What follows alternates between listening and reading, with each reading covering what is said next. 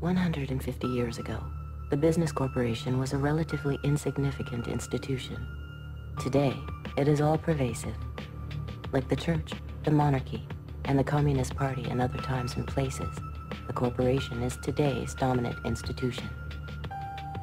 This documentary examines the nature, evolution, impacts, and possible futures of the modern business corporation.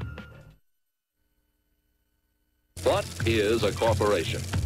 It is under the law a legal person. These are a special kind of persons who have no moral conscience, designed by law to be concerned only for their stockholders. I just can't be personally responsible. Maybe you better incorporate. There are companies that make our lives better, and that's a good thing. The problem comes in the profit motivation. Liz Claiborne jackets, $178, and the workers were paid 74 cents. Nike assigns a time frame, 6.6 minutes to make the shirt. That means the wages come to 0.3% of the retail price. Of course they make a profit, and it's a good thing. In our search for wealth and for prosperity, we created something that's going to destroy us. I never gave a thought to what we were taking from the earth. I didn't have an environmental vision. In devastation, there is opportunity. When the September 11th situation happened, the first thing you thought about was, well, how much is gold up? You can manipulate consumers. Is it ethical? I don't know. But our role is to move products. It's always going to be there, so you may as well have faith in it.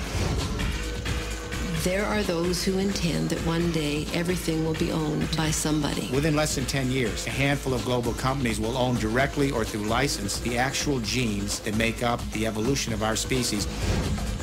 I said, you know, this is news. This is stuff people need to know. And he said, we just paid $3 billion for these television stations. The news is what we say it is. Capitalism today commands the towering heights and has displaced politics and politicians as the new high priests and reigning oligarchs of our system. Does there need to be some measure of accountability? Yes. And I think the business community recognizes that. I still happen to think the United States is the greatest place in the world to invest. We have some shakeups that are going on because of a few bad apples.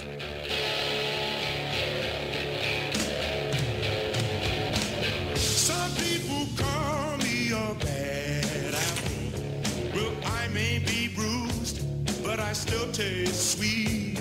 Some people call me a bad apple, but I may be the sweetest apple on the tree.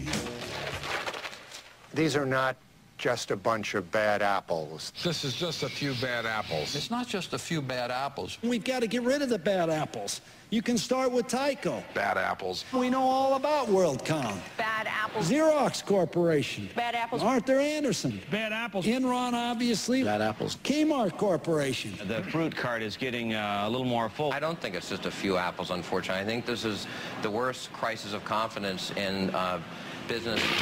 What's wrong with this picture?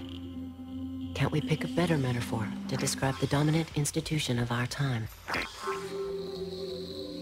Through the voices of CEOs, whistleblowers, brokers, gurus and spies, insiders and outsiders, we present the corporation as a paradox, an institution that creates great wealth but causes enormous and often hidden harms.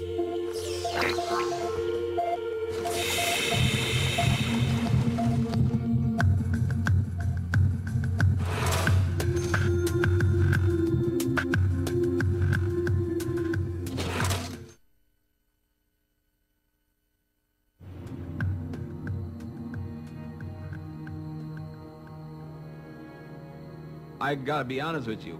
When the September 11th situation happened, I didn't know that.